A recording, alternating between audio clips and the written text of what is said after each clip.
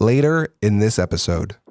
The 12-step program I was in was based around God, as a lot of them are, and that was easy for me because I believed in God. I loved God. I wanted to get back to that part of my life, and God is the only reason I could get sober and stay sober. I mean, that's not me.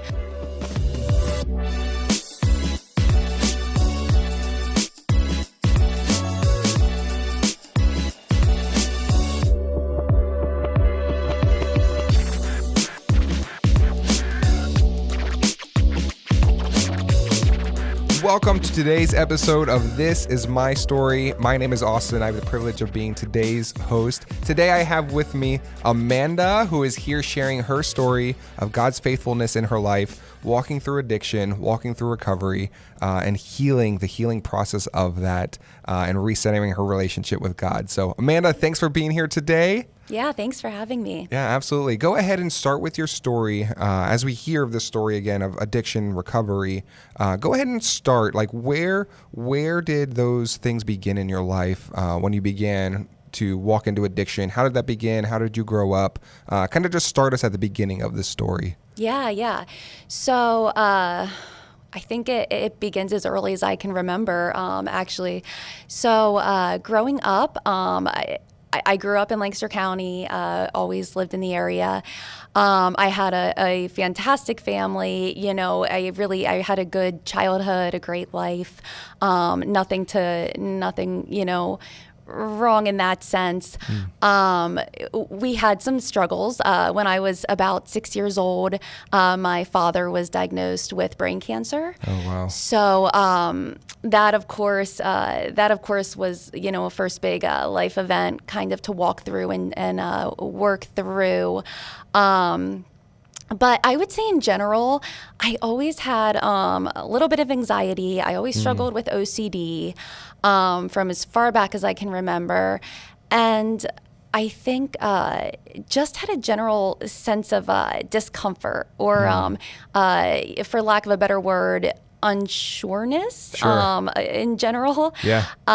So I think those feelings were always with me. And then, of course, you know, anything like addiction starts with choices. Yeah. And in my late teenage years, I started drinking. And that, you know, I just remember when I started drinking, feeling a sense of relief, to be honest, in the beginning, of course.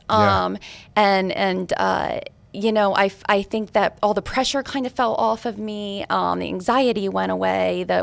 All of what I thought were my problems went away. Yeah. And of course, that didn't last long. You know, and that's not the way to resolve your problems because it's not a solution. But yeah, so many times people, when they talk about drinking alcohol, that's the thing is like, well, it numbs the pain, and sometimes like, as people get further into that and they're like, well, I'm experiencing this and this feels good right now.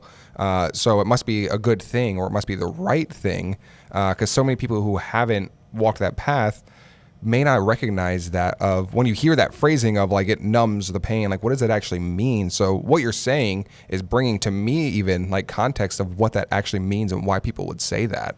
So you started drinking, sounds like a little more casually in your late teens of, hey, these are things that I'm facing in my life. This is a solution. This is making this feel better. What then happens next in that? Like, did that continue? Like, how did that then start to become more all-consuming? So although it does do a little bit, you see those problems from the beginning, and then you stop getting those effects that you initially got, like the relief and the, you know, for me personally, it started with more binge drinking, on partying, on weekends, and then it moved to, all right, this is how I'm coping with things, and this is how I'm, this is just a big daily part of my life, and it becomes less of that partying and just more of a daily consistent thing. Yeah. And it got to the point where, you know, I was drinking every day, and I was just using it to live life.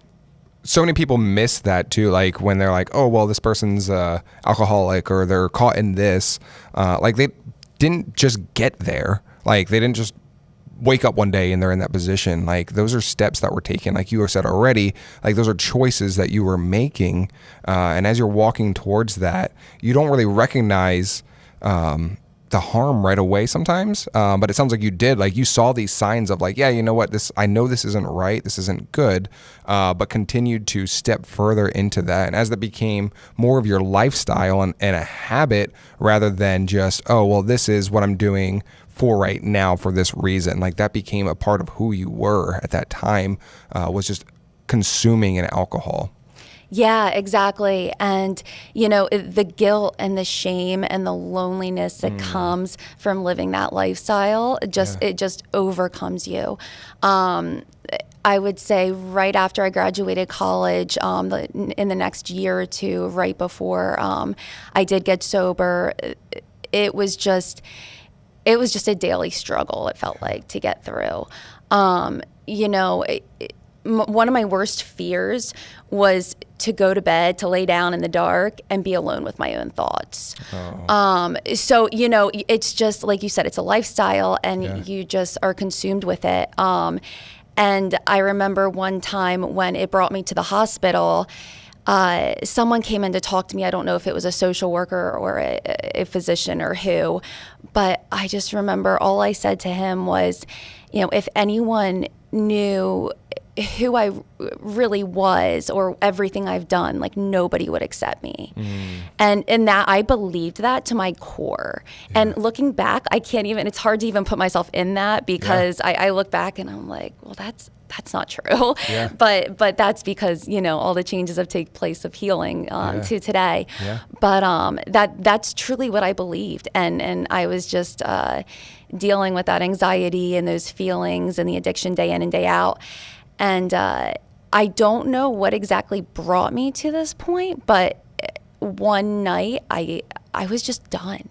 I just knew that I could not keep going on like this, that I needed help and that I needed to ask for help because I couldn't do it by myself. Yeah. Wow. So you were hospitalized, like you had said. Was that one of the turning points or... Yeah, I think it helped. I don't know. That wasn't the turning point. I was once or twice in that position. Unfortunately, as addiction does a lot, it just brought me to this place of I don't really care what happens to me, is a good way to put it. And that was one of the 2 times I think that I got to that point. And it was definitely a stepping stone to the turning point. There was no big thing that happened when I was the day I just surrendered and said, I can't do this anymore. I just, remember sitting on the floor that morning and calling my therapist. I had a therapist, but you can't really do any work in therapy if you're not being honest about, what's going on. Yeah. And I truly couldn't even be honest with myself around that time. The honesty just isn't there, with yourself and what's going on. So I told him everything. I was like, I need help, can you help me? And he got me into a rehab facility that day. I spent 30 days in there. It was, oh my gosh, a rush of emotions. It was hard. It was awkward. It was lonely. It was everything I needed, though. Yeah. Yeah. Taking you out of your current situation and placing you into an environment like that. And like, that's something that sounds like you're even explaining, like that sounds horrifying to most people. And if someone's walking through something like that shift, that massive change is often something that's going to set you up for success and to grow out of what it is that you're walking through. So what was that experience like being in the rehab and recovery? Yeah. So, like I said, it was exactly what I needed. It's filled with different types of programs, a lot of different therapy.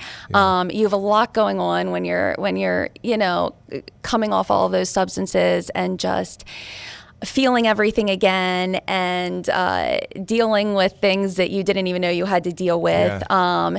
And it's confusing and it's, they have a lot of good support in there for you, but you're not even really sure how to use it at that point. Yeah. But they're there for you. You're just in groups all day. You have individual therapy. Your family can come in. And that sort of thing. And then, of course, you do have that, you have all the other people there with you that know, kind of what you're going through and what it's like. Yeah. But it's still a very lonely feeling, being around that many people and just trying to figure out life in this new light.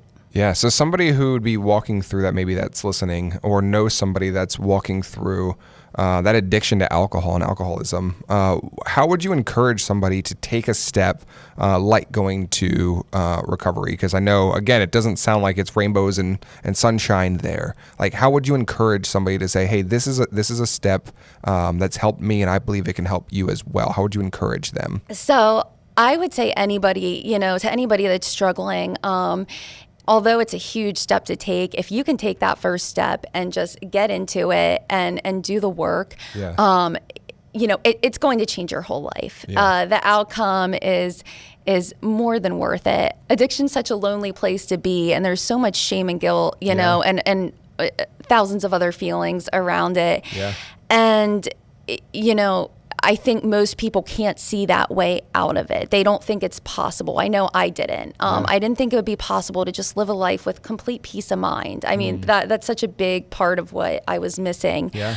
And I just would tell them it's possible. It's possible, and it's worth every day of work that you put into it. Yeah, what you put in usually is what you get out of things, and encouraging in that. Yeah, thank you for that encouragement for people, because again, so many people might be like, I can't see that I'm ever going to get free from this, but you're a living testimony of that, of God's grace and faithfulness in that. So as you walked through this program, as you got out, what was life like after that? So many people sometimes may have this misconception that you spend your time, you get out, and you're like, hey, yeah, now life's good, and I'm not doing that anymore. What was life like outside then of the recovery? So I would say life did immediately get a little bit better, or a lot better, really. Just outside of that trap, I call of addiction. And it was still difficult. It was still it was confusing, like navigating that. But the recovery community, and especially in Lancaster, not everyone knows Lancaster is a huge recovery community. Yeah. And there's, I would go to meetings. I got a sponsor. I did a 12-step program. So I jumped right all into that. And that was probably, one of the big reasons I was able to be successful. I remember, willingness, they said, was the key to kind of really succeeding in that. Yeah. And I remember thinking, like, I will not say no. Like, if my sponsor asks me to do something, or I need to do something to keep living like this, like, I will do it. I will not say no. Yeah. And I had to be in a lot of uncomfortable situations. I still dealt with some anxiety, although it was a little more manageable. And it was... or my sponsor, I did everything she asked me to. And it was hard at times, but it was all worth it. And, healing is it's not linear. So you still had your good days and bad days. I mean, today I still have my good days and bad days. That's life. Yeah. But it was all worth it. Yeah. So what was your spiritual journey like throughout this whole process? Like, what was your faith in God like? Did you have that hope of God while you were walking through this, or were you kind of just putting your trust in man and what man was doing? Yeah. So this is my favorite thing to talk about. All right, let's go. So I, just to give a little background, I grew up going to church every week, was involved in every way. By my teenage years, grew away from that a little bit, or a lot, really, and to the point of just not having really any spiritual life. I always considered myself a believer, but kind of that faith without works is dead situation. And the 12-step program I was in was based around God, as a lot of them are. And that was easy for me because I believed in God. I loved God. I wanted to get back to that part of my life. And God is the only reason I could get sober and stay sober. I mean, that's not me. the program strengthened my faith again. And then I went through this transition in my 20s where I wasn't going to church. Here and there I was, Christmas, Easter, and then a couple times in between. And I was doing it mainly because it felt like the right thing to do, And then that kind of brings me to Victory Church, where in 2021, I moved into my house at the end of 2020, and there was this huge lit up cross, like right outside of my backyard that I could see, and I was like, okay, like I see this, I'm watching, I'm listening, and fast forward a year later, that brought me to walk into Victory Church Ephrata campus. Wow. And funny story about that is, I told a bunch of people about this when they asked how I got here, that I could see this cross. And no one mentioned to me that there's no lit up cross at Victory Church Ephrata campus. And so come to find out, I was looking at a totally different church. My sense of direction is awful. But you know what? God had a plan for me. God had the direction. Yeah. He had it planned out. Absolutely. It was exactly how it was supposed to happen. And I ended up at Victory. And when I tell you that I found God in a whole new way, it is the best thing that ever happened to me. So basically, I thought I knew everything there was to know about, God and religion, I would say, and church, and just growing up in it all. But what I was always missing was that close, consistent, personal relationship with God. Yeah. And I guess the one thing I just want to say is, and I say this with no judgment because I lived outside of this for so long, but if you consider yourself a Christian, but you don't have that close personal relationship with God, like you are missing it. You are missing the blessings. You are missing what it's all about. Yeah. And that's really what changed my life and my whole perspective around things. When you actually realize that we were created to know and worship God and lead others to Him, it makes complete sense why you feel that fulfillment in your life, that total fulfillment and joy and Yeah. And even apart from Him, you could have the quote unquote best life you could have the family, you could have the house, the car, all of these things. But there's still going to be that God-sized hole that you're missing apart from Him. Because that's, as you said, our design is to worship, is to be in partnership with God.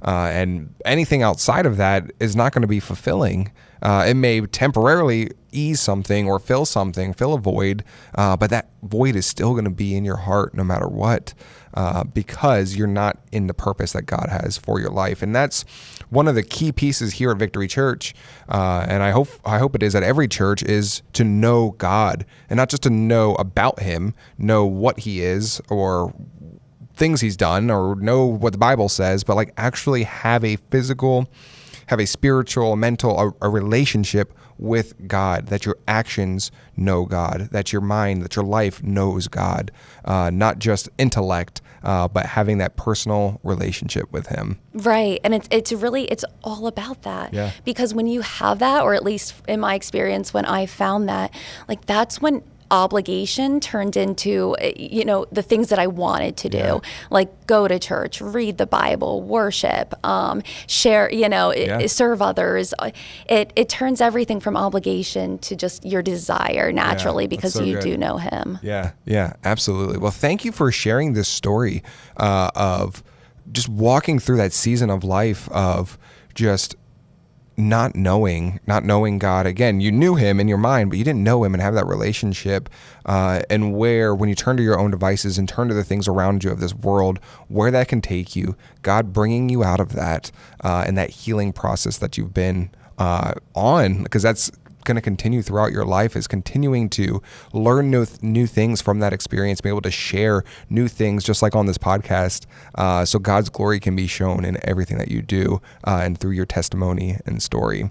Is there anything else that you would want to encourage the listeners in today? Yeah, I would say that, if you're struggling, whether that be with addiction or with anything else, just reach out. It's such a hard step to take, but reach out. You are not alone. Yeah. You are not alone. There is a way out. There is, solutions out there, and they're through God. And there's so many people ready and willing to walk with you through all of that. Yeah. Yeah, that's so good, is being in community. And that's really, in your testimony, in your story, like that's what brought you out of it. Being in that community in recovery, being in that community out of recovery, then of having that partnership with somebody to keep you accountable, to keep you walking on the right path, then that biblical community that's lifting you up and growing in your relationship with God together. So yeah, for sure, be in community. Like that's a pinnacle of the faith. Like it's something that's so important to believers, is being in biblical community, being around others that are gonna lift you up and spur you on towards good works for the Lord. So thank you for being here with us today, Amanda. Thank you for sharing this story. Our prayer is always that this encourages somebody, whether they're walking through something right now, and this can help them direct into next steps, or if they've walked through something and didn't know how to share their story, like let it be encouraged today. Like God sees you. He's continuing to write your story, Amanda. He's writing our story. He's writing our listener's story. So thank you guys for listening today. We thank you for making this a part of your day. We hope you have an incredible rest of your day. You drive home from work, wherever it is you're listening to this. We hope you have a blessed day, and we hope to have you again listening soon. God bless. Thank you for joining us on this episode of This Is My Story. Hearing these incredible accounts of God's work in our lives reminds us of the enduring power of faith. If you've been moved by these stories, don't forget to subscribe on your preferred podcast platform and on YouTube. And don't forget to share the inspiration with others who might need it. This Is My Story is recorded at Victory Church in the heart of Lancaster County, Pennsylvania. You can learn more about This Is My Story and Victory Church in the show notes. Thank you for listening, and be blessed.